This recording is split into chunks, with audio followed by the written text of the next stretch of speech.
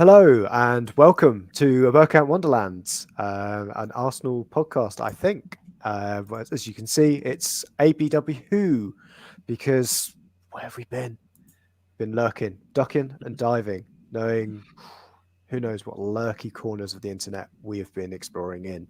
But we're back because, after an interlull like that one, where so much has happened, have we had more players injured? Have we had players come back from injury? We'll find out later. But first, I should introduce the two fine gentlemen that are joining me. Unfortunately, those people can't make it. So, Danny,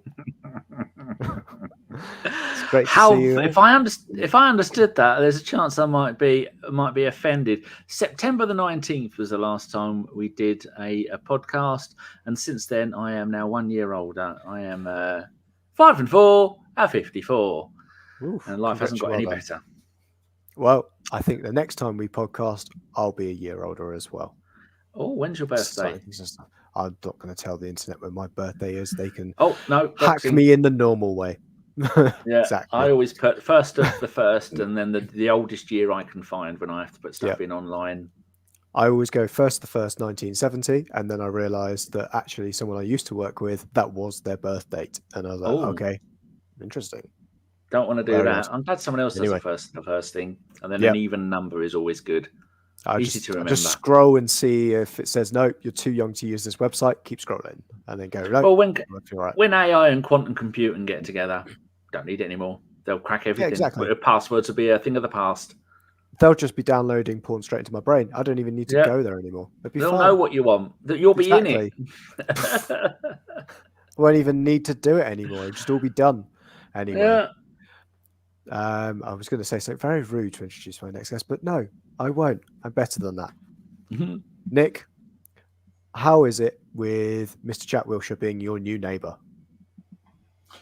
Oh, that's all right. Because I'm one of those ITKs. I did hear from someone I know that works at a local hotel where a lot of the footballers and people go to stay. I was like, oh, Jack Wilshere's here. I was like, he can't play. He's broken. But apparently he's having talks to go on the first team coaching staff at Norwich, which don't know how I feel about that, to be honest. To be the manager, isn't it? It was just to be on the coaching staff. I don't know if it's going to be the first team manager. But then I've gone from apparently he was going to play to apparently he's going to be on the first team coaching staff, and now he's going to take over the lot. So this time tomorrow morning, he could just own Norwich City. Not the football club, the entire city. Could probably afford to buy it. Wow. She's got to pay out Lotus and Delia. Who knows? Depends on how much sherry she's had beforehand at the negotiations. I mean, Norwich aren't exactly doing bad. They're not. They're 7th in the league, only 4 points behind the leaders. They've only lost 2 games out of 9. So why is there chitter-chatter of him going there? It's a nice place to go, isn't it? I suppose because Ipswich are doing well, back-to-back promotions. But I think usually with Norwich, it's nothing to do with like wins and losses and performances. Generally, when managers get sacked, they've done something. That's all. Players get sold, good players, because they've done something with the manager's daughter. We're not going to say who that was. Campbell.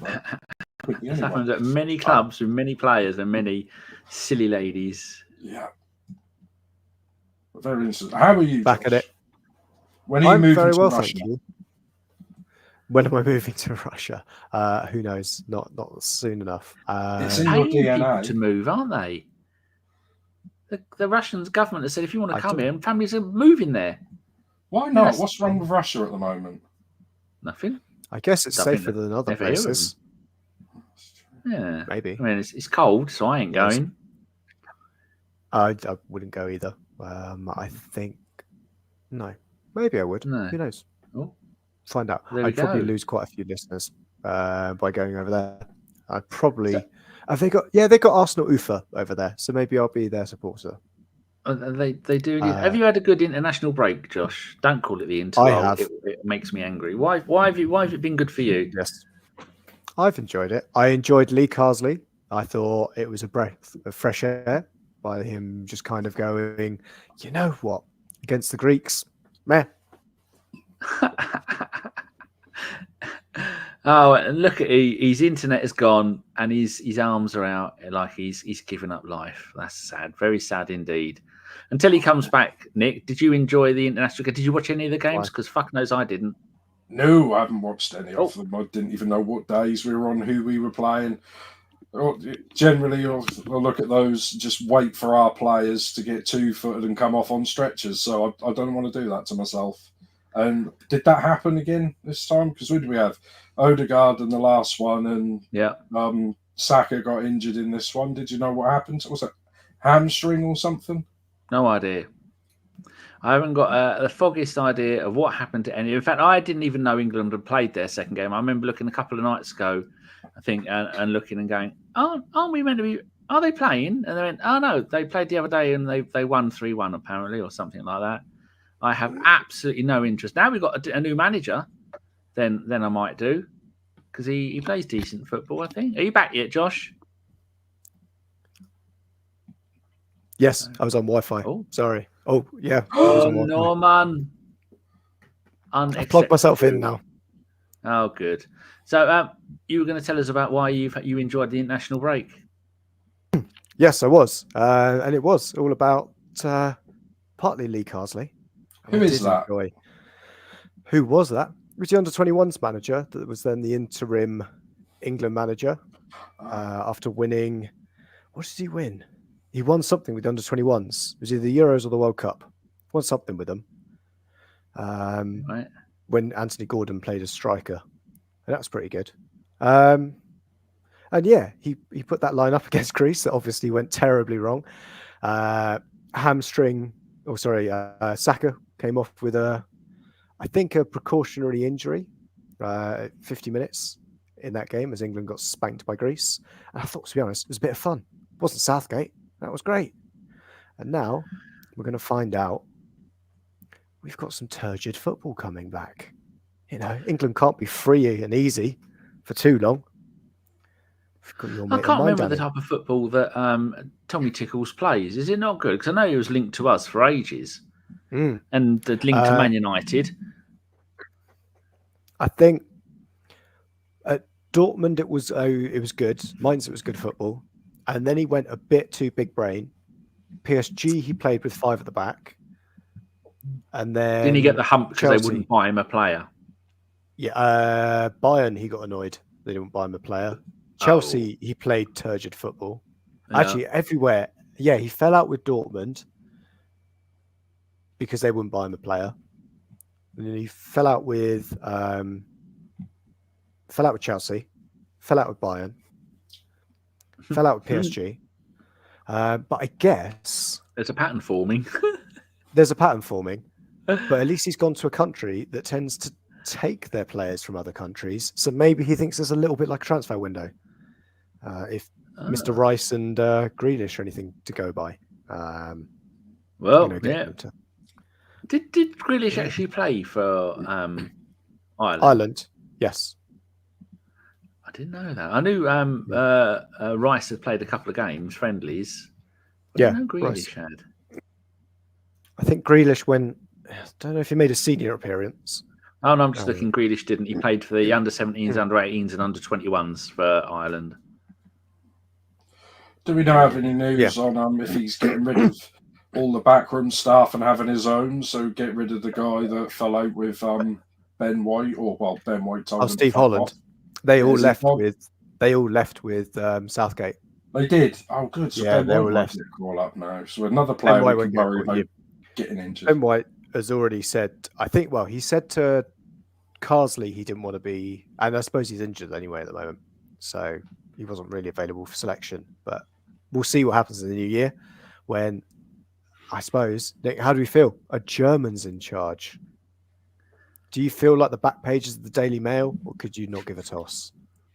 No, I don't care. I just, as long as it's not Southgate, and I don't like Carsley. How can you have someone managing England who's only ever really been a caretaker? I mean, Carsley, wasn't he manager of someone for a little while, then they got rid of him? I don't care. I mean, we've got players who play for England who weren't even born in this country. We've got one from the Ivory Coast. Tino Livramento. He says Croydon. I think he's Italian. Levi Colwill. I put a list in the WhatsApp group a while ago, and I couldn't tell you who any of these players play for. Livramento was one of those. Never heard of him. You had Madueke. I can go through the list because I went back. The 4 that you said you didn't know who they were. Levi Colwill was one. Yeah. You said Livramento. Yeah. I remember Madueke, and it was another Chelsea player that you mentioned. I mean, it's got to be good that Madueke is playing for England because he's a very decent player. He's got 5 goals in 8 games this season. So good. But historically, we've always had foreigners. Terry Butcher, born in Singapore. John Barnes, born in Jamaica. Tony Dorigo, born in Australia. Mate. So we've had plenty of players over the years. So we can't suddenly go, oh no, don't like her not having an English manager. You'd think I'd be right up there, wouldn't you? Go, oh, we're not English, get him out. No, I want the best. Fabio Capello, Sven-Goran Eriksson, some of the best managers England have had. I'm quite happy that we've got him as a manager because he knows what he's fucking doing. Gareth Southgate, average player, shit manager, lost 2 finals, and people go, oh, he's done really well. He also got us relegated from the European European Masters League or whatever the fuck it's called. Got us relegated to Group B. Yeah, nonsense. Josh? Yeah. Have I lost the plot? Not necessarily lost the plot, but I think the other place that I was enjoying during the international break was Reddit. Getting away from Twitter. Now that I can't, anyone that's blocked me, I can now see their feed again. I'm going to wave to all of the other fellow podcasters that have blocked me in this time, and now I am able to go and see their content again. Oh, who knows? I don't know. I can see their content again now. Thanks, Mr. Musk. That's out of order.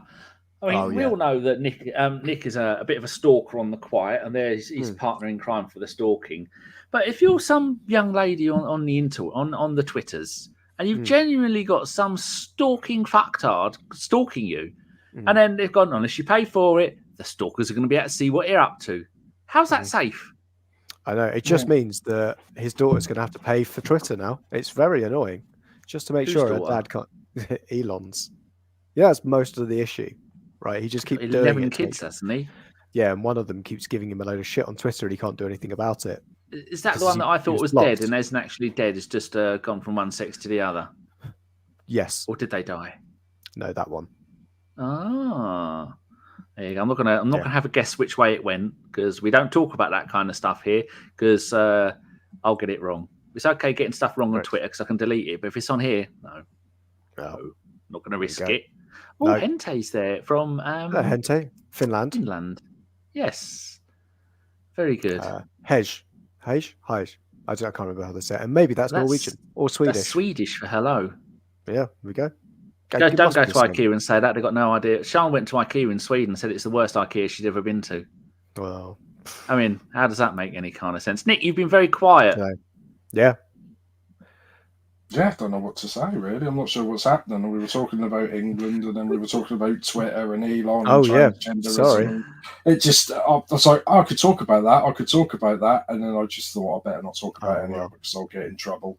Just make sure you look happy. That's what we've been told. We've been on strict instructions for you to look happy. My happy pills. Nick's missus sent him a text before the show. Please smile. So you look like a miserable cunt. What was the first thing I said to you? Yeah, you look happy as usual before I'd even known that she told you off for not looking happy. It's because she was telling me off at the exact same time as when you brought me into the stream. She was like, excellent. What a time, this is my happy face. It is. I have my normal face and then I have my angry, aggressive face. That's I thought only Mrs. Nick has ever seen your happy face, but apparently we all have. It's the same as your grumpy face. That's when I accidentally left the webcam on, obviously. Bill wants to know, who have you been stalking, Nick? I haven't been stalking anyone, but I was speaking to my friend on Twitter today, and he was saying like he's going to just delete it because it's just asking for trouble, really, because they can see you just create a new account and then start attacking you on there. Kind of just, how can you block someone but they're not actually blocked? I think I've blocked like 2 people on Twitter. Probably Gary Neville. I'm up to about 6,000. Most of them. If I go on my phone, very rarely I'll go on my phone on Twitter, and every it comes up with an ad, I block the company that has the ad. Plus, I'm not sure I'm going to react to finding out that like 400 people have blocked me. I feel really bad about that. Oh, well, I'm sure it's more than 400, Nick. Don't worry. At least I can stalk you now after I blocked you. So. Yeah, that's true. Yeah, everyone can now stalk me back, and I can stalk them. Well, it's a free world, right? So you're allowed to stalk whoever you want. All the football accounts are going, oh, I'm going to Threads because Twitter upsets me.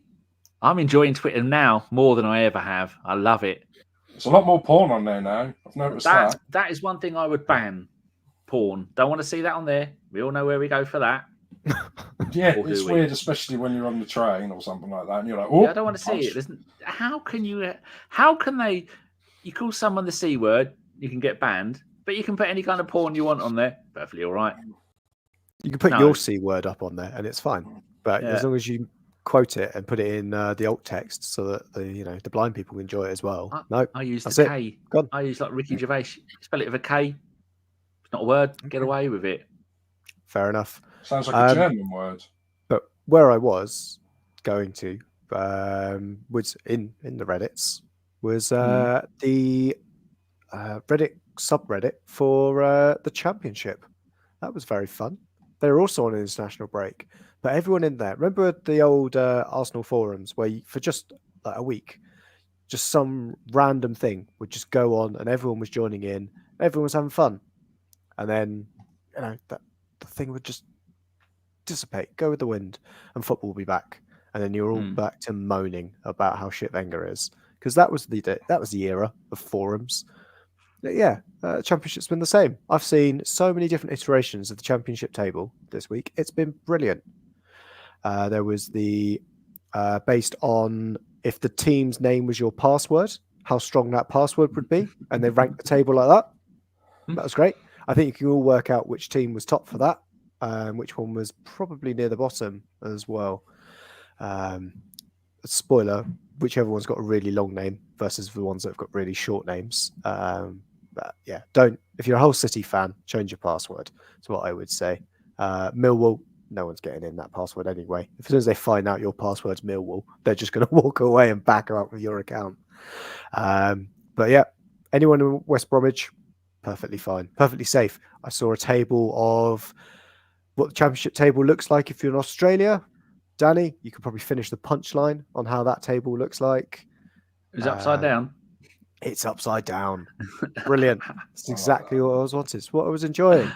So yeah. How about this one? I've gone and got this one from the link that you gave us. This is tell people about what this is. Oh, well, what happened was someone put up what the Championship table would look like if we'd lost the war. This is what it would look like with all these various different teams in there. And I think, Danny, you've done a great job getting SC Millwall is possibly one of my favourites. My favourite is the Germans again. Are we back on the Germans? Yeah. My favourite is Preston Norden Westfalen. Sportsfeld Rovers. BBP Portman for Portsmouth. Kaiser Park Rangers for Queen rather than Shires of Wales Rovers. Oh, it's all excellent. Stuff like this is only going to get worse because they've delayed Football Manager till next year, isn't it? People have got is that a big thing you want to talk about? That's a clusterfuck and a half, isn't it? Yeah, I mean, it's one of those weird things where, like I said, they're releasing it as the season is over. That's what they used to do for years with the F1 games and realise why are they not selling? Because F1 is over and people are sick of it for 3 months and you're releasing a game. No one cares about F1 though. I think that's probably most of the reason, right? Well, that too. Well, hopefully Lando Norris will win the title. Anybody but Red Bull and Mercedes have got no chance, have they? But it's for people who don't know, Football Manager, I've got every single Football Manager there, all stacked up nicely and going all the way back to about 2002, 2003, something like that, for the PC. And they always used to come out, wait till the transfer window was over, give it a couple of weeks, the update, and then the new version would come out. So it usually comes out in September, October, November, something like that. No, October or November. And it was meant to come out this year in, I think, November the 20th or something like that. And they went, oh, no, we're delaying it. And they've got no international management in the new one. I mean, I never did it anyway. And now they've gone, actually, like Nick was saying, when they're releasing it, Nick, they say March. April or May. End of March. So who's going to want to go and do that? This just proves even more that you don't need to keep releasing it every year, because it's the same shit every year. Just to have an update, but they won't do that. The last time they did that, and it was very similar. They released it March, April time, and I think that was one of the last Championship Manager games, and it flopped so badly and was broken to hell that they changed the name to Football Manager. Well, Danny, I've got one to make you feel excited. Look at this. It was next to me. Football Manager handheld 2013 for the PSP. Wow. I know. Have you got a PSP? Yeah, I've just dug it out. I was getting ready to get rid of it because... We're getting rid of it for? Do you want it? How much? Here you go. We'll talk after live. the show. We'll talk after the show. I've only got 4. Oh, well. I mean, mine's one of the original. A whole one of these that way. Oh, wow. How many games you got, Josh? Hang on. Let's put it this way: the fact I can hold them up, probably not a good sign. in one clammy hand. This many. All right. Some FIFA all right 12. ones in there. FIFA 12. Yeah. Oh, there we one go. with Jack Wilshere on. Yeah, I think it is with Jack Wilshere. His blue shirt. Yeah, it is Jack Wilshere, and I don't know what happened to the other guy. Actually, no, I do know. He's managing Plymouth Argyle. Okay, he's down with annoying Chris. I thought he was in the swamp in far, far away land. No, he's moved to the coast.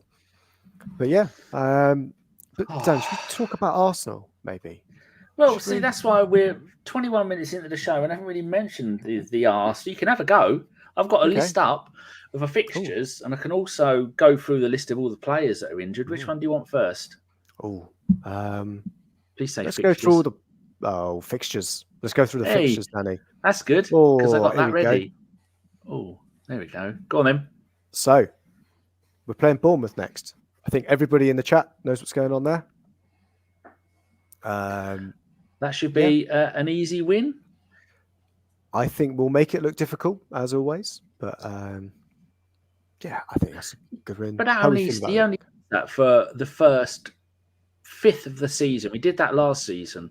Because it's not last season, but the season before that, at the end of the season, we were playing beautiful football. Then he changed stuff, and the first dozen games of last season was really tough. And then we went on to play the beautiful game again, which is why I've titled the podcast and the beautiful game, which was going to be a question: how long will this like with against Southampton 1-0 down, against Man City not playing our best and at the end collapsing. So that's something we can talk about later if you want. But yeah, it's I have full faith that we're going to get back into top gear, 8th gear if you're driving a BMW or a top of the range Audi, because they have 8 gears now. It's madness. And so yeah, we should. I think Bournemouth could be the game that we click. I mean, we've gone 13 games this season, isn't it, and not lost any. Yeah, it's true. We're doing pretty well. So maybe it's all right.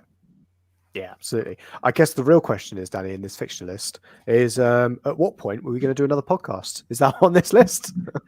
Well, see, it's not just us. I was saying before the show that other podcasts that we all used to listen to have gone from thousands and thousands and thousands of views to not thousands and thousands and thousands of people have stopped doing podcasts. I know Mike and the Gooners Pod haven't done one in 4 months. I'm not going to talk about any others specifically because they might be listening, or they might have spies, but there's nothing to moan about. That's why we've gone 25 minutes and virtually not mentioned the Arsenal.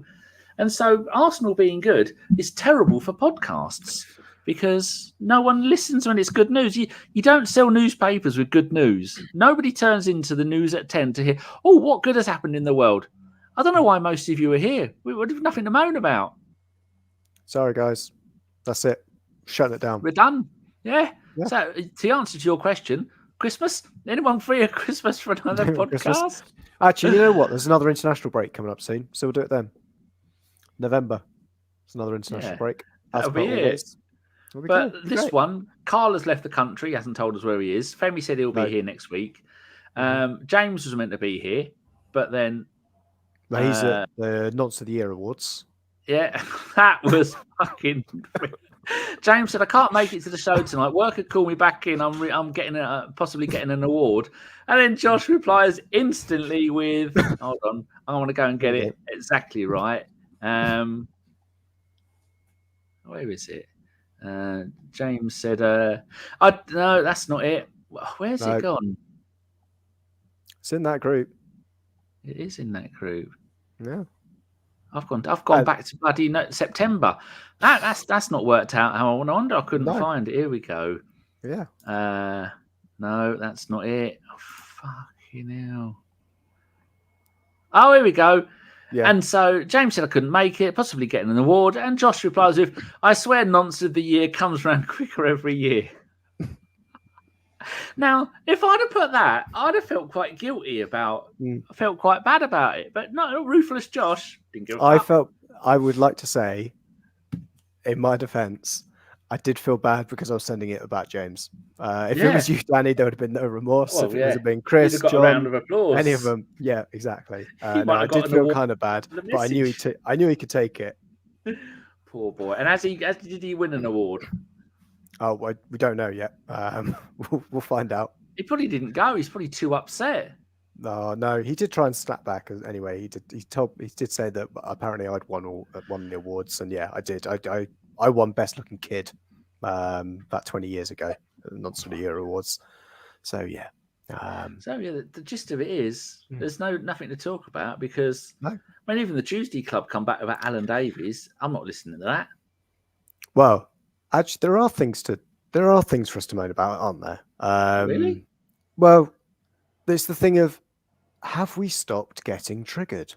That's probably the question, because as To Be Full has put in the chat, did you moan about Graham Souness yet? I mean, you've got to narrow it down, mate.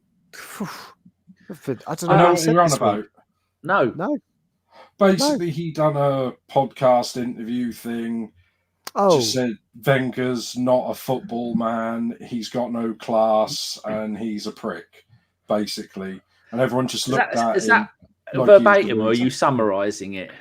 I do remember he said something. He's got no class. He got humpy because he didn't want to go back into his room and drink wine with him or something. I'm like, no one wants to go in the back and drink wine with you, Graham Souness. You're a fucking dickhead. You're a thug player.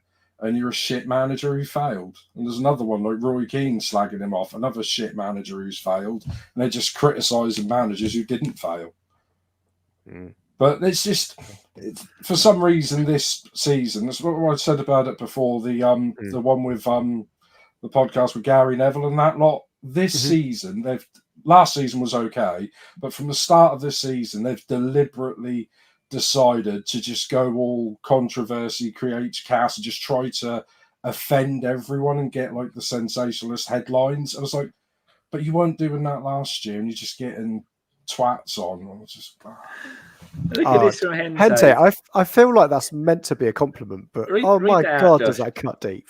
Hente has just said to us that I just love this show as I don't need to concentrate too seriously. Is that an insult or appraisal? I'm not sure. Well, he's not wrong. Yeah, whether it's good or bad, it's true. You don't have to, because all you have to do is try and do. There's probably people at home going, right, they started off on this point, bit of red string. Then they went to this point, bit of red string. Now they're back to that one. Now they're down to this one. Now they've gone off the board talking something completely inane. We are the Arsenal podcast equivalent of ska music. There's just no rhyme or rhythm. Danny, anyone who knows what they're talking about that's been on this podcast have buggered off and they're never coming back, are they? How dare you? I'm still here. I'll repeat it again. Sorry. Everyone says Gary Neville, AIDS or the Black Death, which was the most popular, as in that's what Gary Neville will be doing too. But there's not a lot in football at the moment. What is there to talk about? You've got the Man City Arsenal battle. And I'm going to count. I hate it when people count on their fingers and get to 2 and stop. I'm going to count on my fingers. And I'll use the other hand. You've got the Arsenal Man City debate. That's it. Who's going to win the title? You've got the how long until old Bogle fails at Liverpool, because he is eventually going to fail. He's just on a bit of a run at the moment. Then you've got the talk of who's going to get relegated. That's 3 things. Then you've got Man United. That's 2 more things because that's hilarious. Mm-hmm. And that's it. And Spurs being Spursy. There you go. There's another hand. That's 6 things we can talk about. And what else is there? England manager possibly. That's 7 things. Very little of that has got anything to do with Arsenal. Other than, they're good again, aren't they? And we've got players injured. And that's about it. That's very true. What I was just thinking, though, was the last time we podcasted. Yes. 19th of September. 19th of September. I haven't told everybody that I got to witness a Spursiness in action. Oh, you were at the game, weren't you? I nearly left at not half time. I was going to leave. Hold on. We need to have a little thing that flashes up saying actual football content. I ain't got time actual to make football one. content. I'll do it in some point, but yeah. People go and make a cup of tea. Josh is going to give us actual football content. Here we go. Off you go then. Actual football content. This is going to be worth it. There we go. There we go, people. Right. We're doing this live. But have a swig of 0 sugar Monster, and I'm ready for this. Hit me, baby. So, I was there. I witnessed possibly, I think the way the media have put this, one of the biggest Spursy moments. And that's a lot to choose from. From a lot to choose from. Honestly, I was there. The first half should have been 5-0 to Spurs. They should have gone out in the second half. And I was going, this is going to end up being a dangerous, it's going to be an awful game. I was looking at it, the weather was shit. So I was like, fuck this. I will just leave. I've got no time for watching James Maddison being happy at any point of my life. And then obviously, I think people know what happened in the next few minutes. And then Danny, I think the real kicker, when it was about 2-2, I found out I was sitting next to a Spurs fan. Mm-hmm. Some Spurs fan had snuck into the home end on the ticket that's normally next to me, that's always up on the exchange. And yeah, I'm not quite sure what the trigger was, but I think people started to realise that, or he started to realise when people know that I'm an Arsenal fan, that there was a bit more vitriol to my to the way I was talking about the opposition side. And yeah, oh my God, it was great. I mean, it was incredible. I think you know what? I feel for Ange Postecoglou, because I think he had all intentions of thinking a bit like Jose Mourinho did and a bit like Conte did. They've all got egos and they can think, oh yeah, it can't be the DNA of that club that's so bad. It can't be the DNA. It can't be. I'm better than that. I can turn this ship around. Look what I've done at Chelsea. Look what I did at Juventus. Look what I did with them. I made them serial winners. And he's done it in some more niche leagues, but he's done it. He's done great things. He knows what a winning mentality is. Oh, yeah, I can turn that around. Sure. Whatever. Yeah, Conte didn't have the players he needed. Mourinho, basket case. Now he's finished. Yeah, I can do it, mate. Don't worry. Oh, my God. He was. They sacked him like 3 days before a cup final as well. They did. Yeah, Daniel. So they didn't have to pay him a bonus. Yeah, and then they were lost. scared he was going to win it, and then they lost. Oh, that was mad because he was going to win it. Never thought they were going to win it anyway because they don't win. They were going to win it. He was going to absolutely stink up that final, and they would have 1-0'd it. Oh yeah, they'd have won at 1-0, but that just saying. Yeah, and I feel for him because I think if he went to any other mid-table club, he'd have them challenging for the Champions League. Like he would. He's a good manager, but yeah, glorious. And I think, yeah, this person next to me left just as James Maddison was subbed off when I was calling him the C word. James Maddison, another naughty Norwich boy with stories I will not tell. Well, what could I say? But yeah, what his teammates' wives. Great afternoon. It's great afternoon. What can I say? I think what a difference 45 minutes can make for your mood. I've been skipping on air. Walking on air. A lot of them this year, 2-0 up, 3-2 down. Everton been done twice like that. Yeah, Everton did twice. And yeah, Tottenham have done it. So maybe 2-0 is is a dangerous scoreline. I guess it is if you're a rubbish club. Obviously, now that I've said that, Arsenal will be 2-0 up against Bournemouth at half-time and go to lose. That is exactly how karma works. I expect if any of the 22 people that are watching this, one of them is a Spurs fan, tries to chop that up and goes, "Oh, look at this out of context." Hopefully, I've tried to get it back. But yeah, that was amazing. Honestly, I don't understand how Spurs were that bad in that second half. They fell apart. They absolutely fell apart. And you could see Ange couldn't do anything because they're all bottlers. That just nobody wanted it. James Maddison's getting annoyed. He got annoyed by Veltman, of course. You know, I think we all know who Veltman is. Yep, standard. Any player that is stupid enough to get into a conflict with Joel Veltman should know better, Declan Rice. But yes, I think that ends the football content section for this month. Brighton, do you think, are they going to struggle to stay up this year, or do you think they'll turn around? No, they're not struggling anyway. They're mid-table. They're 6th, I think, off the top of my head. I thought you were in a relegation fight. You know, nothing. I know I don't. That's why I'm asking you. No, nothing. Yeah, it was 6th. 12 points. Not too bad then. They've only lost 1 game. Drawn 3, won 3. So it's actually the same position they were in this time last season as well. Where did they finish last season? 13th, I think. Palace overtook them after their stupid run. It's bloody annoying. But anyway, yeah, they'll do it well. They'll be fine because there is at least 4 shit teams in the league. That's the real issue. So I think we should get back to talking a little bit about Arsenal's fixtures. We should talk about Arsenal's fixtures. So we've spoken a little bit about Bournemouth. And Danny, you've got the injury stuff there. I do. So should we talk about who's available? Martin Odegaard is an ankle foot injury, not available, ruled out. There was a scare on Twitter saying that he would be out until Christmas. No, they reckon he'll be back beginning of November.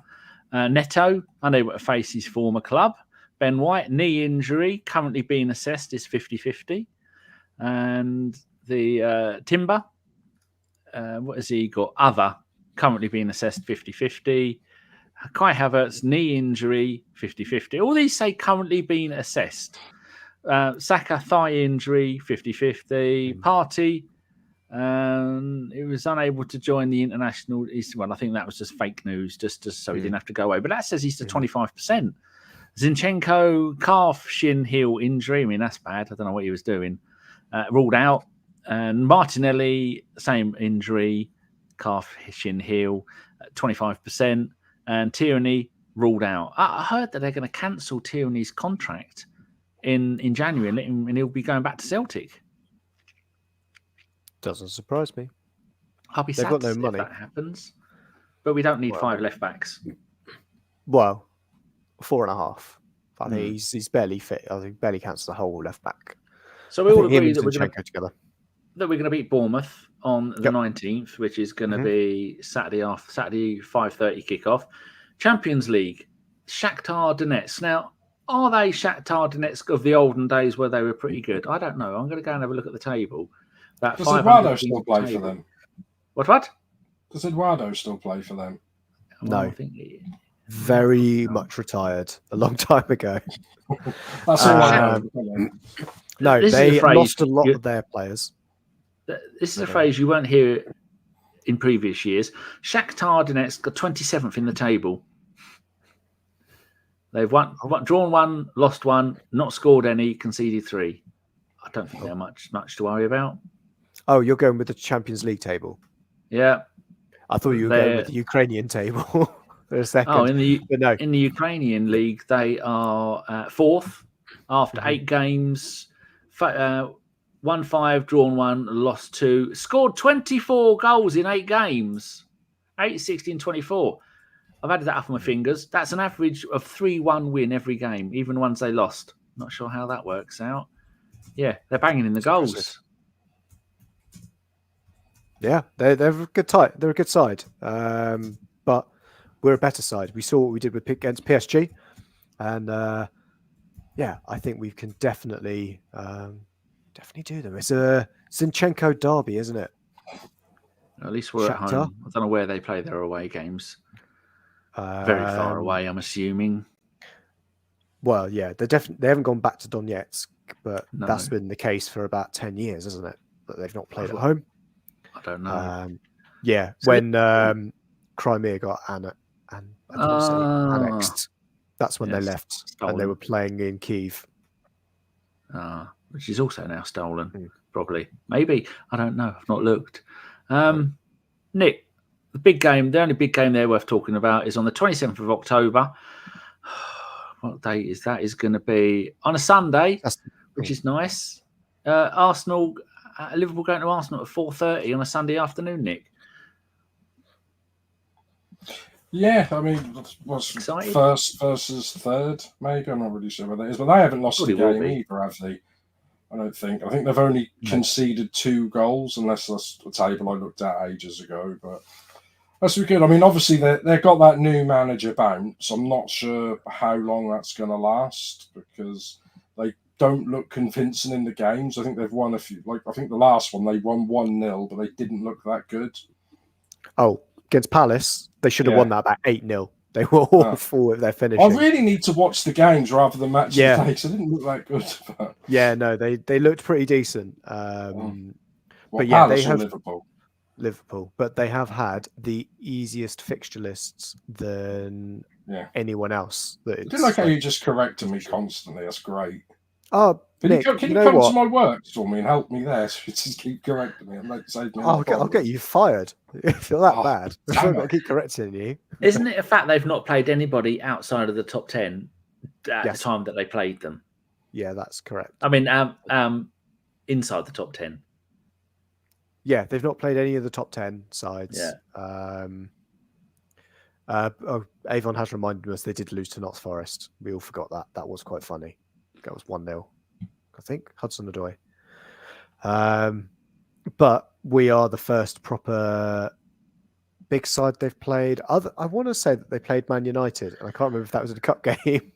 Well, Man United aren't a big side anymore, are they? No, exactly. That's what's really thrown me. The relegation fodder. Imagine that. Oh, great days. Yeah, I'm pretty sure. I think they beat Man U 3-0 or something like that. That was the day after Rice got sent off for throwing the ball away because they done something similar. Yes. And didn't get a thing. I think that was the Sunday and we played the Saturday. But yeah, it seems an interesting game. And I just really want to spank one of these sides because that makes me feel better. Because, we've been beaten a lot by these sides over the years. I'd love to put 5 or 6 past them. I don't know if that'll happen, but that would be nice. Definitely, they've got some different fixtures coming up as well. And Danny, after Liverpool, I'm sure we'll get a podcast in before that. Although, that being said, there's a few... I should hope we do one next week. Yeah. I've got nothing planned now. With Sean and their mum are in Cambodia until the beginning of November.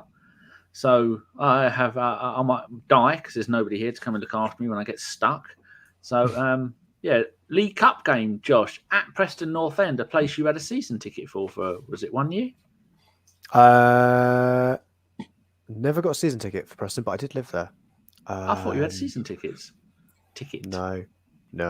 I went to Blackpool a lot. That's where I went. I went to go and see the Tangerines. That's where I went and saw... I think Joe Willock's debut was in the League Cup up there. I also saw Saka. That was Saka's... wasn't his debut, but it was close enough to it. But Willock scored twice, and I thought he looked the better player at the time. But I guess that's what 3 years difference would do. But yeah, I think Preston, what we know about them, classic mid-table championship side. And I feel like we could probably put out our... that kind of mix of our kids. I don't have to be too worried about that game. I think the likes of what would you call him? Lewis Skelly and Ethan Nwaneri. I think we can do that. Yeah. I think we'd be absolutely fine in that match. Who knows? I guess Neto is cup tied, so it'll be Raya again or maybe Setford. But it's very good. I I think, Champions League is where I'm looking for the interesting ones. Yeah. So, and then after that, we have 4 away games in a row. In fact, after the Liverpool game, we have got 6 away games out of 7. How is that? We're away to Preston, away to Newcastle, Inter Milan, Chelsea, home to Forest, then away to Sporting Lisbon and West Ham. How is that even a possible thing to have 6 out of 7 games in a row away? As usual, the Premier League haven't gone, oh, well, you're away to Inter Milan, so we'll make we'll move something. But no, we come back 4 days later and we're away to Chelsea. That's all right. Ridiculous. Still in London. Yeah, they did that to us a while ago, didn't they? We were, Yeah. Which one was it? It was the Atalanta one. Away at Atalanta, and then 3 days later, away at Man City. Yeah. They're trying to break us, and they're not going to do it. They are. It's pretty close. Pretty close. But I'm guessing Chelsea are playing the day after we do, because they're in the whatever Conference League. So we're 10 games unbeaten this season. And when you include the games from last season, that's 15 games unbeaten. Is it? Or is it 16 games unbeaten? And at that 16, we've won 13. I don't think enough has been made of that, considering how many injuries we've got. But at the moment, there's 10 injuries. I think because Pep broke football, isn't he? He's broken football in England. Or sorry, Man City have broken football in England to extend that even longer. Chelsea play on the Thursday. FC Noah before they play us, but they're at home as well. Oh well, so they're away to Man U, home to FC Noah, and then us. That's not bad. Outrageous. There's a slight football point there. There's Sean's mum's cat who's come to live with me. He's called Timmy. Hello. And Timmy has got brain. Hello, mate. How you doing? You all right? You're a little bit thick, aren't you? Bless you. Trav has made a point. I didn't realise Sir Alex Ferguson is on £2.1 million a season, or no, a year, as the Man United ambassador. And so old Ineos has come in and gone, you, homeless Scottish person with a big red nose, go and fuck off. You're not doing this anymore. First of all, how is he earning 2.1 million? There's managers in the Premier League that aren't earning that much. And secondly, it's a little bit disrespectful to the man who, without them, they'd probably be in the same position as Preston North End. Well, I do think it's a bit. Well, someone has to do it. Let's put it that way. But I guess while he's doing things people hate, it's one way to distract from sacking the kit man for 25 years. Get someone else in, getting him to print his own shirt that said 25 on it, and then saying, "Oh yeah, here you go, off you go, see you later." But yeah, that was a big old pension that Fergie was racking up there as his ambassador. What's he doing with the money? I mean, sadly his wife passed horses. away. Big house, horses. Sold the house, spunking it on horses. I mean, that's not a good phrase to use. Wasting his money on horses. And I don't like horses. I don't trust him. And I don't think he's gambling on them. He's buying them. That shows how much money he was. Apparently, he kept trying to go down to the dressing room at half time to shout at him, and they kept on ushering him away. I don't blame him though. I think if I was any I think if you offered that to anyone in the stands, there'd be a queue of 75,000 people willing to shout abuse at them. I heard on a podcast today that the only reason they're paying him 2.1 million is so every time they're having a terrible game, the cameras have got someone to focus on him. Distraught going. He's 108 years old and he'd still be a better manager than most of the managers in the Premier League. Sad time. Sad times for the old git. People have been asking about Jack Wilshere. Now, we've mentioned it a little bit, but someone had a question. Where was it? Trav, any opinions in Norwich looking at Jack Wilshere being a first-team coach there? Well, first of all, we're not sure what he's going there for. I can confirm, as I looked, that he will be part of the coaching staff. So why, though? They'll get rid of their manager. So he's mates with their loan manager because he used to be Arsenal's loan manager. He needs firing. I've said for years our loan manager's been shit. Not much better this year. Well, who knows? But yeah, that's that Jack knows someone at the club and they're trying to push for him to come in. Obviously, he's doing good things with the under-18s as well. And I guess it's natural progression. I guess my question would be, Nick, do you feel slightly that Arteta hasn't looked to bring him into his setup and he's having to go into the Championship? Or do you think it's a good thing that Jack's going to get more breadth of knowledge? I don't know. It's like under Wenger for years, he just had the same old people there, didn't he? Like Pat Rice, and like nobody ever got a chance. And you had Steve Bold for 20 years as the under-18s or whatever. And now manager of Lommel in Belgium. Yeah, but I'm saying he was just there forever. And who was the other one who was there for forever as well before him? Oh, the Boran bloke. Yeah, that's what I'm saying. So if he thinks that he's just going to be the under-18s manager forever and there's no possibility of getting a promotion or coming on to the actual, first team thing, then fair enough. You've got to try and go elsewhere. I mean, we've got room for Jack, haven't we? I mean, how many has he got on his first team coaching squad? There's hundreds, isn't there? There's a lot. There's a few. There is a few. But I guess it depends on what the so do you feel like the door's closed for him then? Or do you feel like it's more of a go and explore, go and do other bits and pieces before if you want to come back to the first team? I mean, if you go off and do a few bits there and you never know, stuff goes wrong, you could get a chance as a manager somewhere. I'm assuming he's doing, if not finished all of his, coaching badges, so he could take a job. But yeah, he's got to go off and get a bit of experience elsewhere. I mean, let's not honest about it. The only time they're going to replace a lot of the staff, the coaching, is if and when Arteta leaves. Either because he's done really well, won loads of trophies and titles, which is what we want, and then he's off to Barcelona or whatever, or it just goes to shit. And if it all goes to shit and Jack Wilshere's it's still in charge of the under-18s, the next guy coming would want to clear everybody out, wouldn't he? So so it's probably best for him to, for his own career to go now and just test the waters and just get a bit of experience doing other things as well. So I think that's good for him, and I wouldn't begrudge him doing it. Yeah, Danny, you're a big fan of Jack, and as Nick mentioned, that we've had I think we've had a few changes of staff or members on the bench. Steve Round's no longer on the no longer assistant coach for us anymore, is he? Yeah, Doctor's gone as well. So Arteta's doing a couple of shake-ups, more so than Wenger used to do anyway. But yeah, how do you feel about what Jack's potentially going to do moving on to Norwich? Hopefully, it's going to work out for him. Usually, the path to being a manager isn't from being the under-18s or the under-21s manager. It's being an actual coach. That's what Arteta did. He left Arsenal as a player, retired, went to Man City. But then again, Pep always had half a dozen coaches there. He had more than one assistant manager. So Norwich last season were getting really angry. They didn't bounce back up, the fans, and they don't like the football that the manager was playing because wasn't he manager of somebody? Oh, he was a manager of somebody else.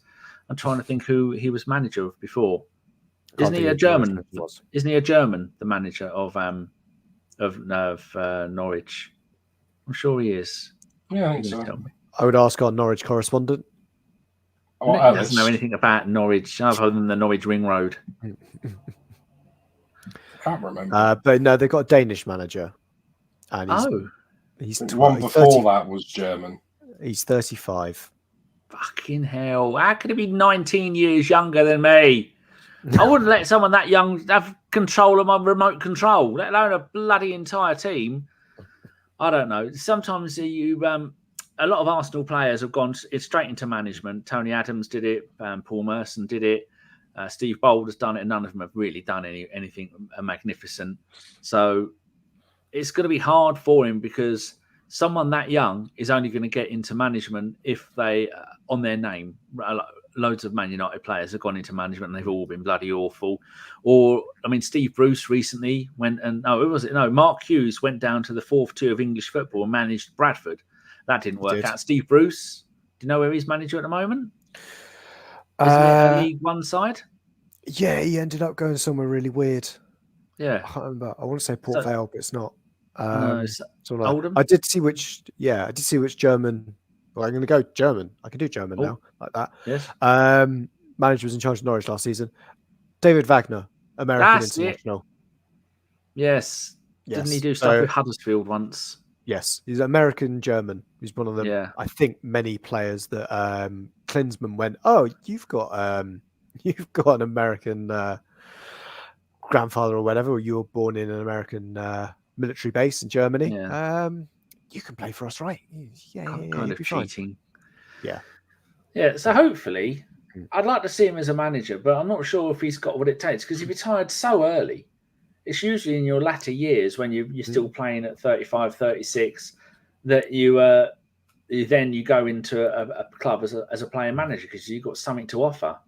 Well, but it's hard to know what he's going to do there because they've not been overly specific. But I don't see how he's going to be better off as one of many coaches at a championship side compared to managing the under-18s, being an actual, I'm making the decisions, picking the players, doing the formations at Arsenal. I mean, Norwich are probably going to go, oh, excellent.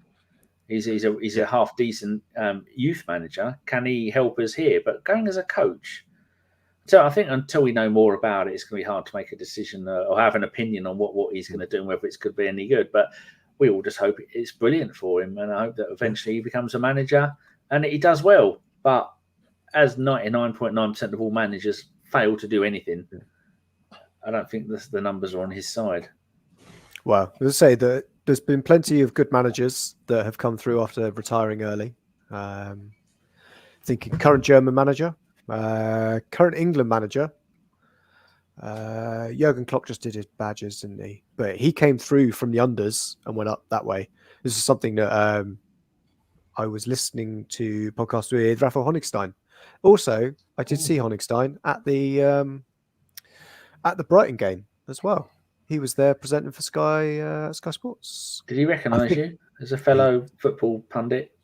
No, he didn't recognise me. I think, to be fair, I think he's still a bit bitter about the whole ABW situation, so I didn't mention that to him. Best you don't talk about that.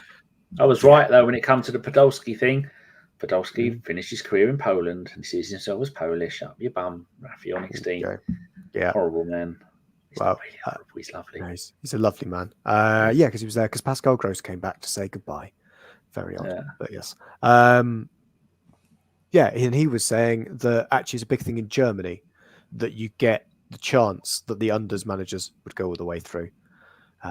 Danny, have you seen some good comments? I just seen what Phil has said to Nick. How haven't you put him in a timeout, Nick? He's been disrespectful. I'm just going to go find him tomorrow and slap him. Oh, dear. Wow. So for everybody at home who's not on this, Phil Macker asked how old the Brighton manager is, and Nick has answered in the chat, 14. Phil has replied with, I didn't ask the age of your girlfriend, Nick. Well, I've seen Nick's missus, and she's definitely not 14. Well, no. Not anything teen. Dear, oh dear. Wow. It's too good for you, though, Nick. Rude. It's very rude. There we go. Got to be nice to her. I'm always nice. Yeah, debatable. Tell your Why face. your cup of tea and everything. Look at put a smile on it. Rudy says, don't think it will be easy at Bournemouth, but still expect us to win this. I expect us to win every game now, which is why podcasts are boring, because there's nothing to moan about. Oh, we won again. How many? Oh, we're 200 games unbeaten. Oh, for God's sake. Oh, bored. I like to moan about stuff, and there's nothing to moan about. Has he got a point there, Nick? Well, I said that for years. That's why this just happened, because we've been complaining for years because no one's at the club has tried, and we haven't been competitive, and we haven't been signing people. Yet we've signed loads of players, spent loads of money, sacked managers, and we've finished second, 2 years in a row. Yeah, it'd be nice to win the league, but Man City and all their money, whatever. It's like if you complain as much now as we did then, you just sound really entitled. Which I know football supporters sounding entitled is just how it is, but I think everyone knows we can't really do much more than what we're doing. That is true. I did see, I mean, we all know there's someone on Twitter who's, I don't know what his angle is, but he's one of the most deluded people I've ever had the misfortune. I'm going to go and find a tweet that he did earlier. Here we go. I follow him, but he just does stuff to make people angry now. Someone tweeted about a quote from Emile Smith-Rowe. It's a quote, for the last 2 seasons, I haven't played as much as I wanted, and it was always in the back of my mind that I wanted to be happy. Oh, happy again. I wanted to be playing. Sometimes you have to think the best for yourself. I always wanted to put my club first, but at the same time, I have to make myself happy. It was probably the toughest decision I've had to make to leave, but I spoke to my family and we decided that it was for the best. And what did Richard reply with that? Another player Arteta has killed. The guy should be in jail. When he's out for 6 months, before Christmas, and then he doesn't play, and then he leaves Fulham in 2 years and goes down to the Championship and League One, and there'll be the rest of them. I think if Arteta could rely on him to stay fit, he would have played him a lot more than he had done. I think he just kept him reasonably fit so we could sell him off and actually earn some money rather than get these players just run down their contracts and leave on a free because they're broken. I think we all wish he didn't have as many injuries as he did. I mean, we gave him the number 10 shirt, and I think we knew he was done when we signed Odegaard, didn't we? I think that pretty much meant he was finished there, but we got some good money for him. He's got a fresh start. Can everyone just move on and be happy? But does Arteta deserve to be in prison for for selling a football? I don't think so. We're all saying there's nothing to get angry about, but Richard's managed to find something to get angry about. Oh, don't worry. There's many things I could try and get angry about and go, that's it. You could get rid of Arteta. You could get the extreme left Twitter people, and you could say that's human trafficking if you want to get technical. Wait, but give me a second. Sorry, Nick. We need to make one change before we continue this conversation. We need to hide the current banner because this is not Arsenal content. This is not actual football content. It's ex-Arsenal content. Yes, this is not content. This is no longer content. We've had more trolling from Phil. He said, I'm heading to Yarmouth on Saturday, Nick, to pick up some glasses, but I'll happily buy you a pint before your shift at KFC. I don't work at KFC. You don't work is that how long you consider lunch? It's a shift at KFC. Not really. Don't like KFC. Nice. Oh, no. Is there probably? I don't like Yarmouth either. I don't like Phil either. Oh, leave them all there. Can't argue with that. Des says, "Welcome back, boys. Where the hell were you? Missed the in-depth forensic detailed analysis." Well, haven't we all? I think the only time you're going to get that on here is maybe when Richard is on, because Richard knows what he's talking about. Poor boy. Yeah, I've given up. I've given up. I realised there's no point in having a good conversation on here, a detailed forensic conversation on things like this. It's no one's going to listen. I mean, we're down to 300 views per YouTube video now. I remember the days when it'd be 10,000 people would watch a YouTube video, and then another 5,000 or 6,000 would listen to it on iTunes. Not anymore. I remember when we got asked on other podcasts as well. Those were the days. Blanked us. Just here, just on our own. I think you need to come out as Tyrannosaurus, and then maybe podcasts will all come and get you. Go, oh, there you go. That's something different. But the world of Arsenal podcasts at the moment is dying on its arse. Out of 265 in my list, I think only about 50 of them are still going. They're trying. I mean, James is one. James Johnson. He does stuff with us. He's one. They're very serious there, and they like to do lots of good stuff. That's worth following. James Johnson Football Podcast, I think it's called, or something like that. It's got his name in it. So go and have a listen to that, and you'll get some decent stuff. Phil says this isn't an Arsenal Vision podcast, which is why I love APW. And Super says, fuck the deserters. Don't mention desserts to me. Oh, I'm back on my diet again. 39 days the last time went with no carbs. Can't you put a lot of things meat cake? What's it called? Like TikTok and apps like that. Like a few blokes at work are younger, they just go through these 30-second videos constantly. I just think a lot of people now that just don't have time or the attention span to either watch or listen to hour-long things like that. That's just 30 seconds and they're bored and they're on to the next thing. I think it's probably our content. Our content. Oh, that as well as. I'm trying to make him feel better. Fuck's sakes, Josh. Well, again, the two biggest podcasts in the world are Tucker Carlson and Joe Rogan, and they always bang out 2.5-hour shows. I don't know what they've got that we don't have. Money and weed, I think. Yeah, again, we're not relying on listeners for this to carry on, unlike some pods where if everybody stopped giving them money, they'd immediately stop doing it. But when nothing happens with Arsenal, we still, like, there's nothing to talk about. They get a guest on 2-3 times a week and they can talk about whatever they want. They can pick what they want to talk about. If you could pick what you wanted to talk about, like 3 times a week, you wouldn't talk about Arsenal 3 times a week, would you? And plus, we aren't scraping about and talking about women's football. Josh, I hear that Jonas got fired from the Arsenal ladies. What do we think about that? I think he needed to go. That's what Me too. I heard like it's one of those. I have been trying to get back or get into the women's game. Ladies' dressing room. Trying to. What happens between me and Leah Williamson stays very, very much between me and the court order that I've got. Yeah. Or Same with me and Van der Donk. Yeah. Dong, dong, dong, dong. But yeah, as far as I know, and to be honest, looking at the results, he should have gone a while ago. I think I know a lot from the fan base. I know who does a really good podcast on this is the Hybrid Squad. They've got a dedicated women's pod with Sophie and Damien. I'm trying to think who else. There's a third person on there whose name escapes me. But Damien has feminist in his Twitter bio. He knows exactly what he's talking about though with the ladies team. He knows his onions. Yes. Well, that's good then. Yes. As far as I play for us.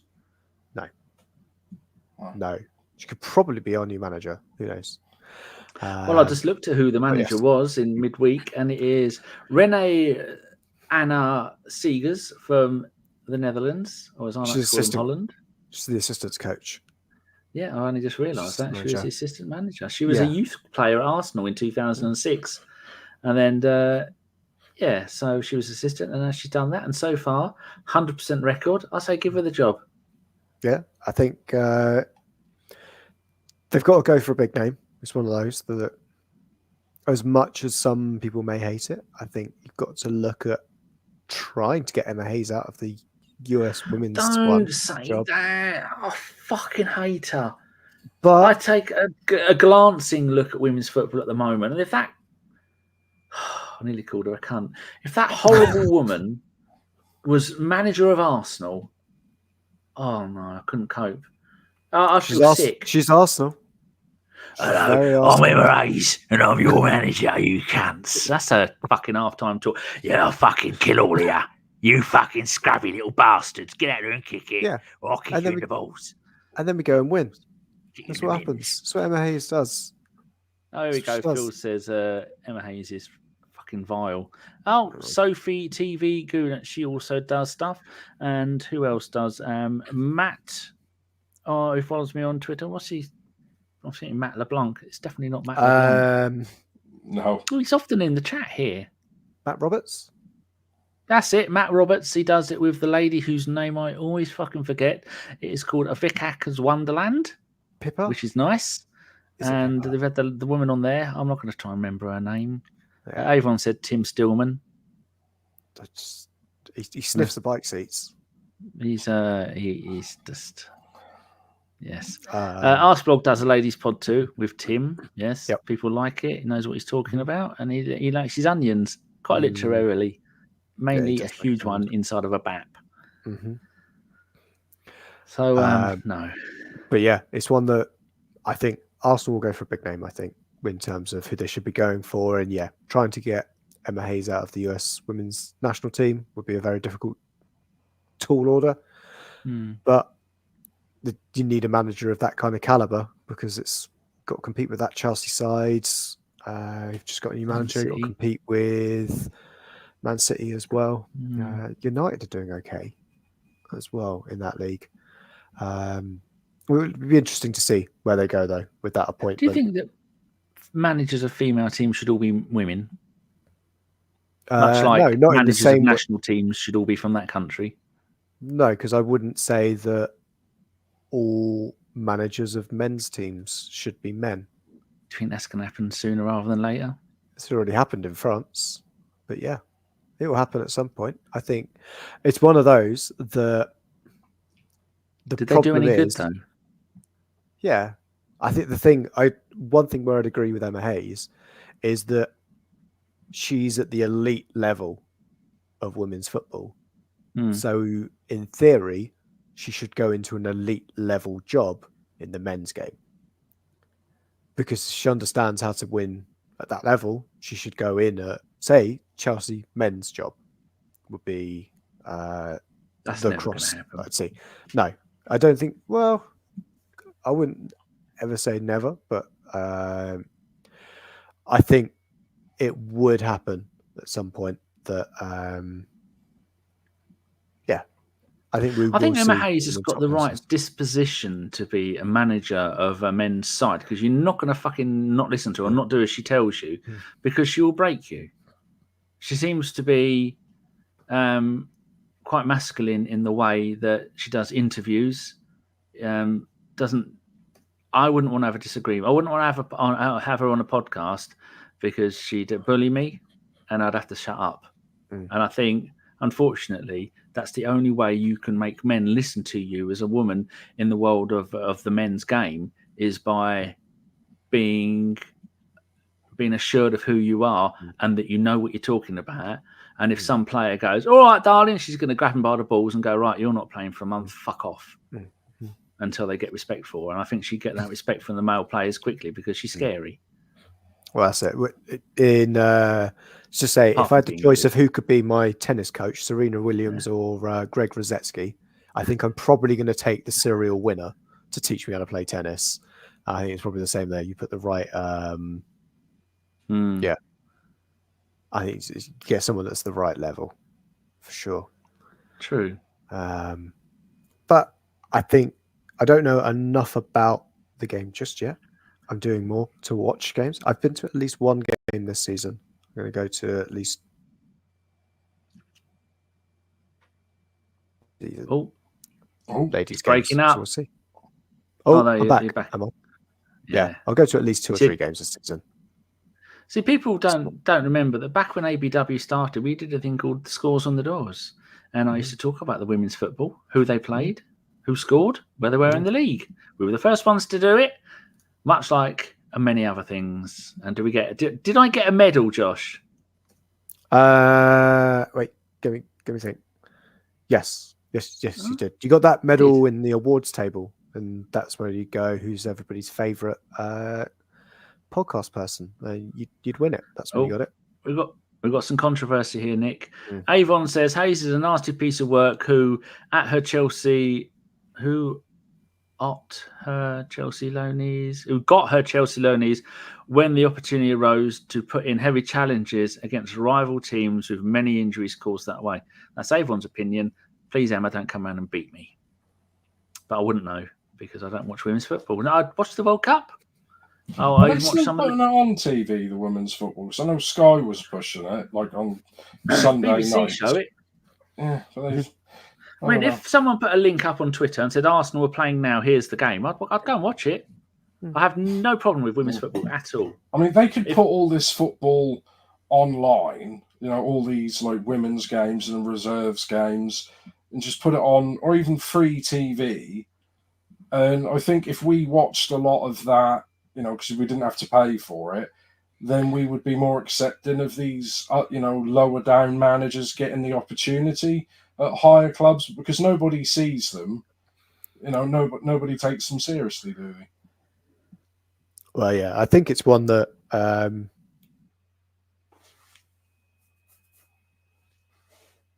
lot of people watch games that aren't advised in the place that they're watching them. Maybe, I don't know.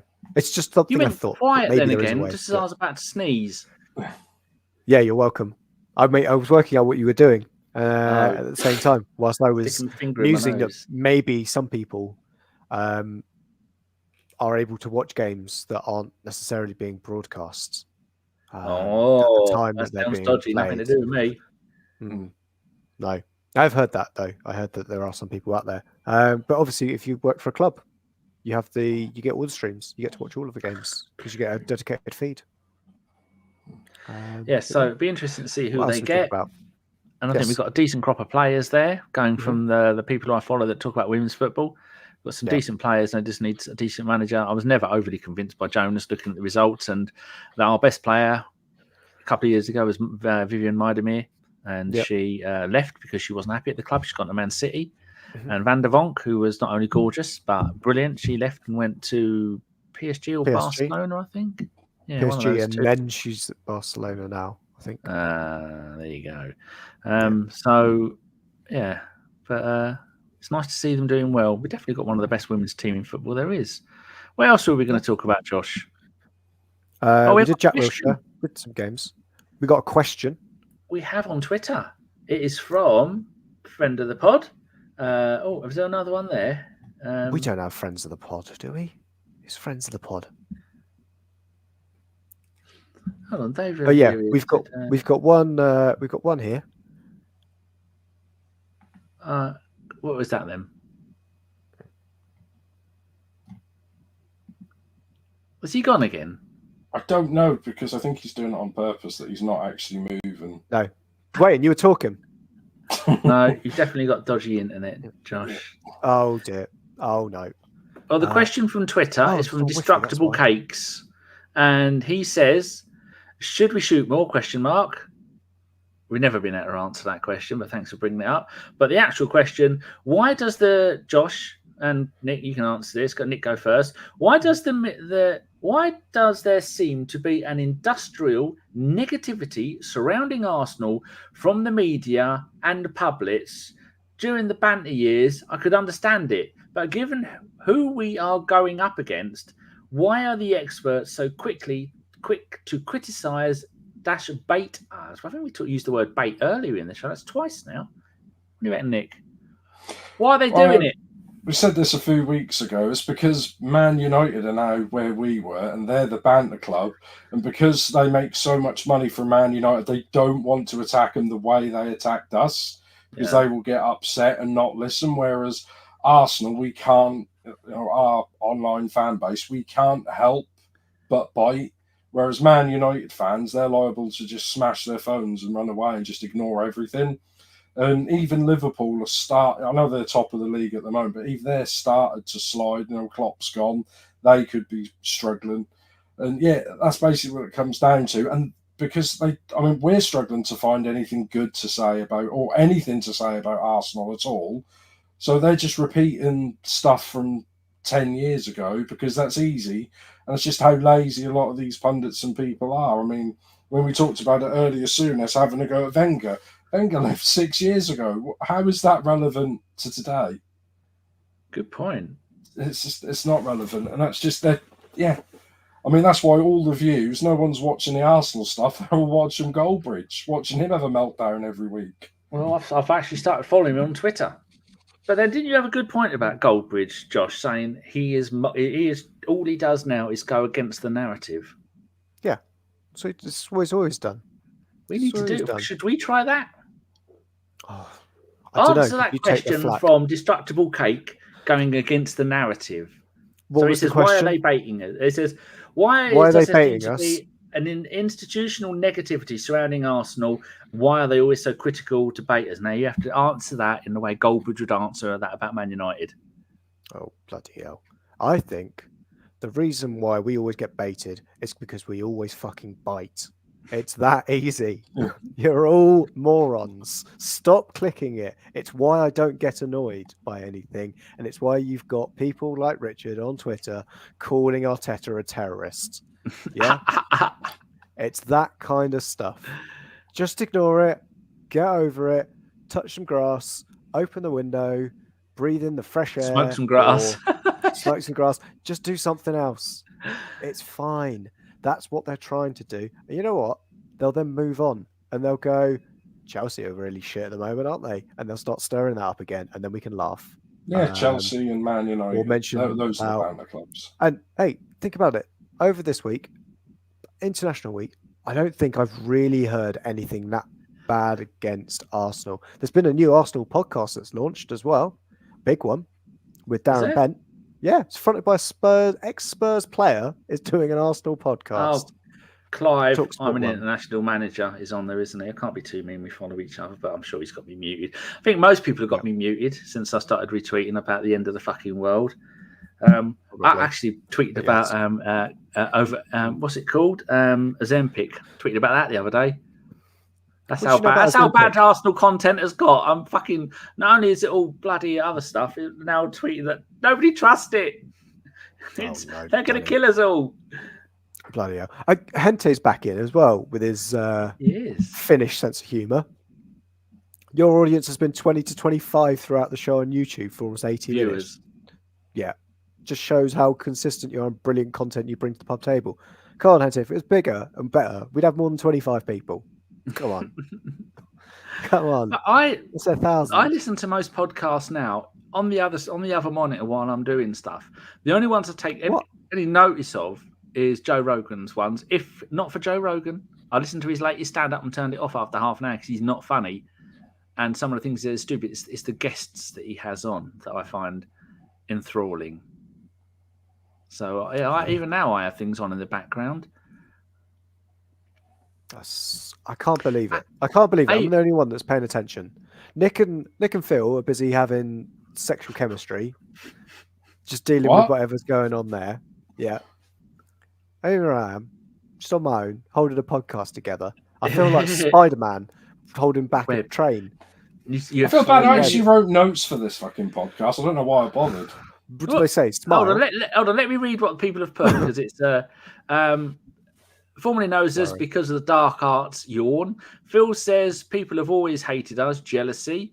Avon says people have to stop thinking of the mainstream media as unbiased. Man City are the source of a lot of the revenue in the industry and the media support them. Phil says hopefully Liverpool are about to repeat their soonish years after Salah, Alisson and Van Dijk turns to shit. Well, they're all leaving at the end of the summer. Noza says Adrian Durham made a living out of that. Avon then says life is a lot easier once you've blocked TalkSport, Sky TV. I've actually got Arsenal Arsenal men's team blocked on Twitter. Not anything against them, but they tend to hype stuff up, and then I don't want to see constant retweets from there. Des gets weird out when everyone says his name. So hello, Des. Says it's because Arsenal fans are very intelligent and can respond to in an articulated fashion. We can't do that. I can barely say the word. I thought that's what you call a very long lorry.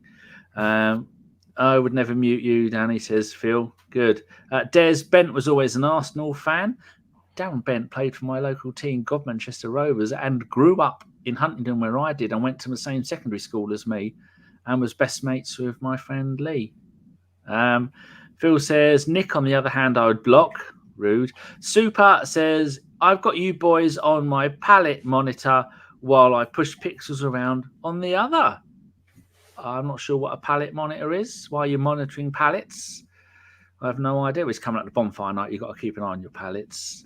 And then Phil says, why would anybody write notes for this chaos? Nick, put Phil right. Tell us what your notes were. Yeah. It was talking about football. I was talking about the Southampton game. We completely skipped that. I was talking about Martinelli scoring, Havertz, scoring, things like that. And yeah, we just didn't want to talk about any of it. Oh yeah, I think when I came straight in, I just went, "Oh, we're not going to talk about any of the games we've played because it's been 3 weeks. It's been 3 weeks. No one wants that content. 3 weeks. Well, people have been waiting 3 weeks for that content. They need to know what happened against Southampton. I mean, I actually had to go back and remind myself what was the last game. So yeah, I think that's exactly what I had to do. I had to get the fixture list up again just to remind myself who we're playing. And to remind myself I'm not going to the Amex at the weekend. Why not? Because they're not playing there. They're in Newcastle. Because they're in Newcastle. You just turn up there and there's nobody there. I mean, I could turn up there. Ladies are playing Man United. But I don't think I will. You can see if that Spurs fan is still there crying. Oh, no, he left. He was long gone. I can't repeat the words I was saying But if anyone knows my background, they know exactly what Spurs words I wasn't saying, Yeah. what slurs I was using. Yeah. I'm using all the correct Spurs slurs, Good. the correct F off you Spurs, Yeah. things like that. Yeah. So was there that's any what I'm doing. niggling between you and him because he No. knew you were an Arsenal fan? No, I only realised he was a Tottenham fan because it was of a similar vintage to yourself, Danny.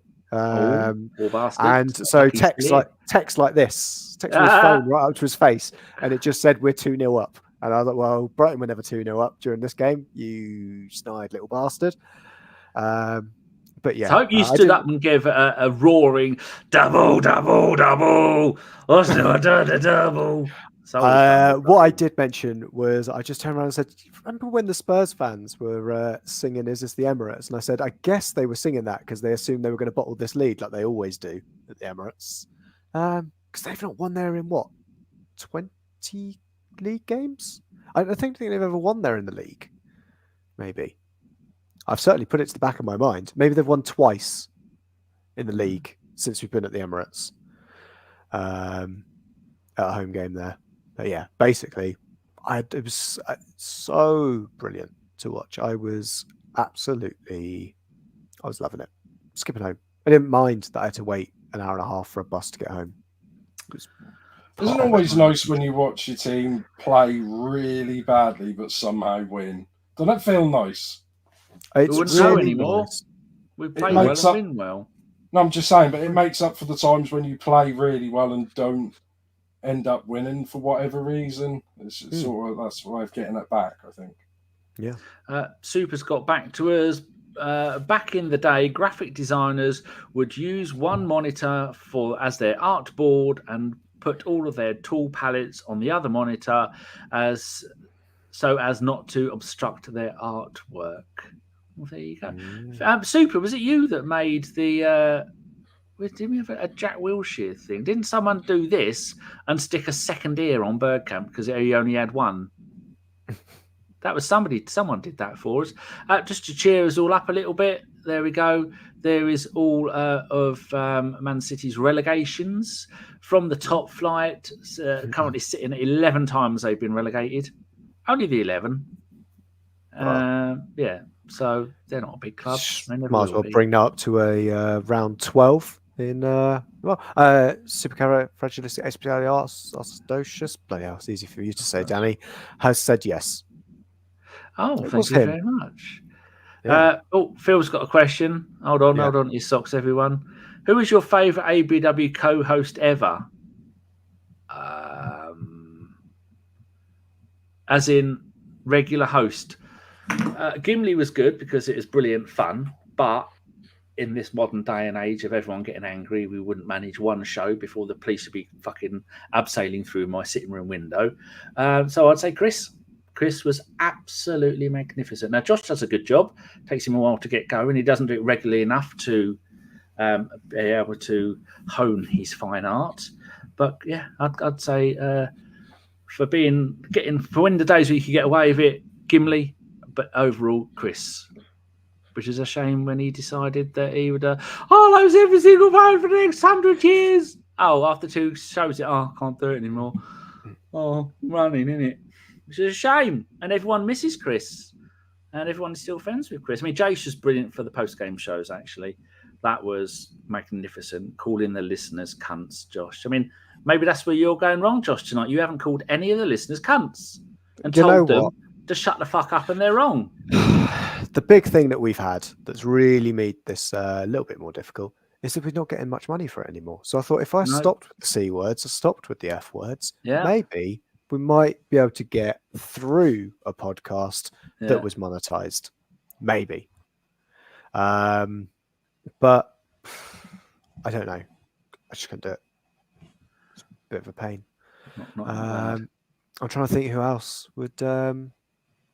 I'm glad you mentioned me, Danny. That was nice. I thought, you know who's going to come at you though, because you weren't even mentioned. If he's listening, who's that? He's the man who we don't know where in the world he is. He could be on Musk's rocket that went up and the other one came down, which is really dangerous, by the way. Carl. Anyone who, yes, he's going to be so annoyed that you forgot about Well, him. Carl's only ever been a part-time host, and he's getting better. Like Nick's done a few, and it's not easy.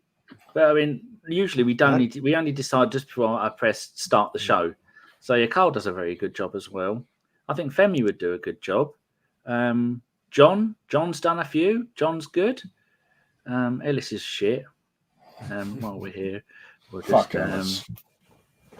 where is it? It's going to be here. There we go. Yeah. In case Ellis watches this. In the interim, if I can just get back on my little soapbox.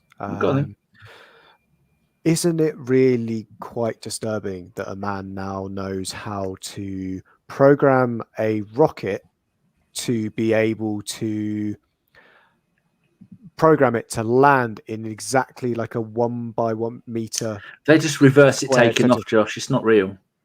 The one thing I was very tempted is the first interaction I would have had with Mr. Elon Musk was to message him, now show me the footage in the played back correctly.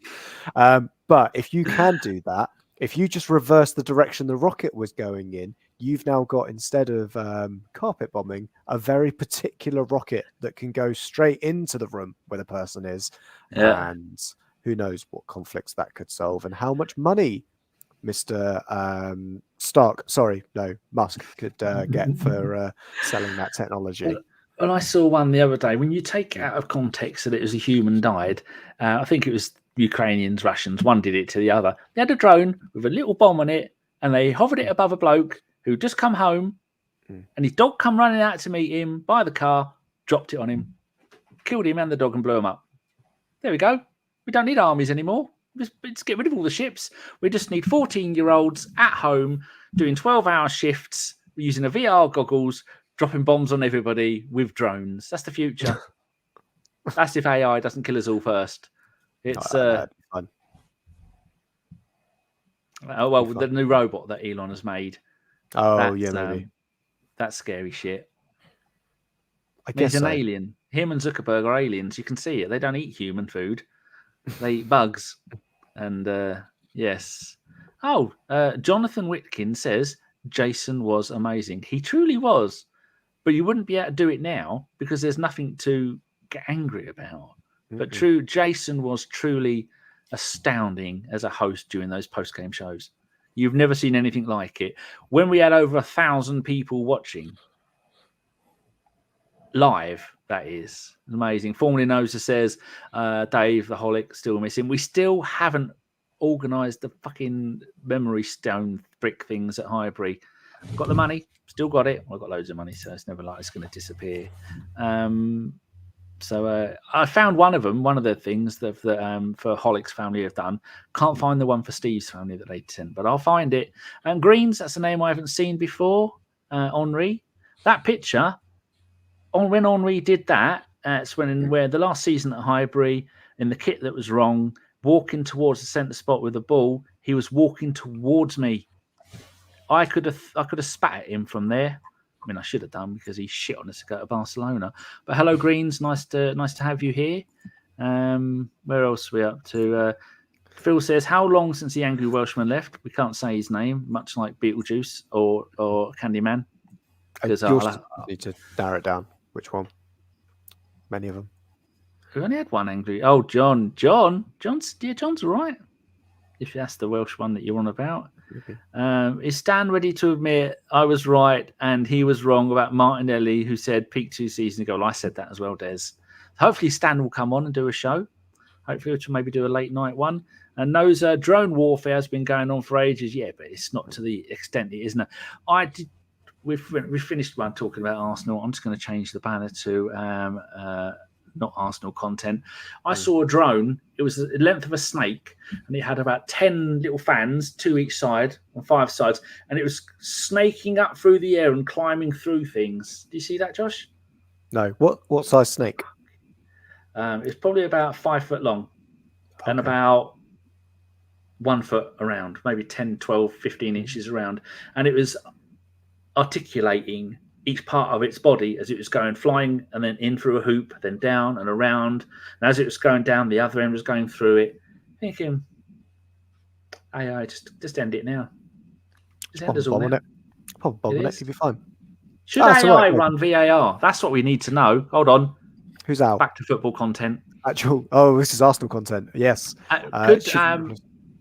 Yes. Did you see in the paper today talking about it? One of the I'm going to go and get it. And one of the referees said, come on, where was it? There'd only been 2 refereeing mistakes all season. VAR mistakes all season. Just the 2. No more. Okay. All right. What do you think to that? I mean, I guess he was only looking back at one game. Yeah, no, that's one half. Yeah, one half of a game wasn't going to be much going on. You know what? We all know they're arrogant. We all know that Deluded. Yeah, maybe deluded. That's what I said ages ago. They've put more effort into their propaganda to tell everyone that they don't know what they're talking about than they are actually get the correct decisions and train their referees to like uphold the rules of the game. Yeah, what I am intrigued about is that old Howard Webb has turned up on a Man United podcast this week, so I'm going to listen to that. It was a Liverpool podcast.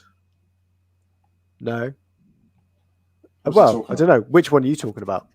I'm talking about the overlap. A lot of podcasts. I don't understand. Howard Webb's on the overlap this week.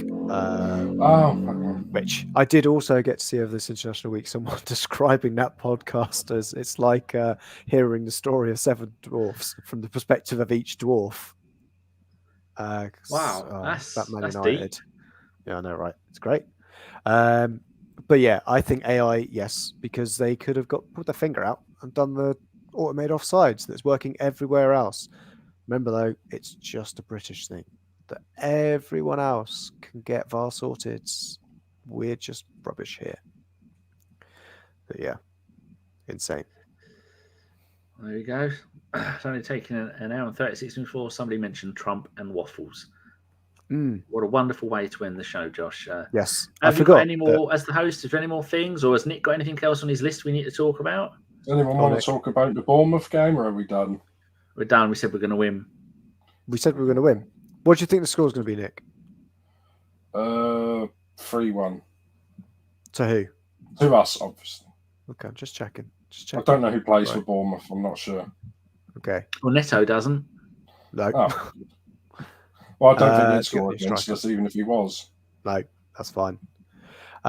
Phil Macker has just asked, and I think we'll end this on this. Can we start a Get Chris Back campaign? Yes, you can start a Just Giving. If you do it, we'll retweet it, and then we'll let Chris decide if he wants the money or not. And Chris, if you listen to that, split the money with me, please. Thank you. I'm just looking at Arsenal v Bournemouth. Yes. 16 games. Mm-hmm. We've won 14, drew 2, lost 1. That's actually, I've miscalculated that. The last time we played there, we beat them 4-0. Time before that, 3-0. Time before that, 1-1. And the time before that, beat them 2-1. So yeah, it was Arteta's first game. Yeah. That was the main thing. Yeah. I think we're very capable of going there and winning again. Last time, Saka 17. Yes. Penalties from Odegaard, and then they gave that one to Kai to score his first goal, and then Ben White 93. I think there'll be absolutely no problems going there and winning tomorrow. On Saturday. Yeah, I don't have an issue with it either. And yeah, Formerly Knows is looking for OnlyFans or fancy site details. Yes, you can find him on Strava. That's basically the base place you can find him. Indeed. Yes. See you later, Gente. Thanks I hope you enjoyed the show. I hope all 28 people who probably have joined us across the duration of this have enjoyed the show. If you're out there on the tractors, I know it's probably a bit too late to be doing harvest, so I don't know what you're doing at the moment. Maybe ploughing furrows? Is that what they do? I think that's what they do. Yeah, that must be what you're doing. Ploughing furrows. If you're doing that, or where else could they be, Danny? It's mainly on the toilet. Badger baiting. If you're on the toilet as well, remember, don't push. Just let it go. Little squeeze is all right, but don't push. I was a bit Trumpian, which could don't push. But anyway, on that note, thank you very much, Nick.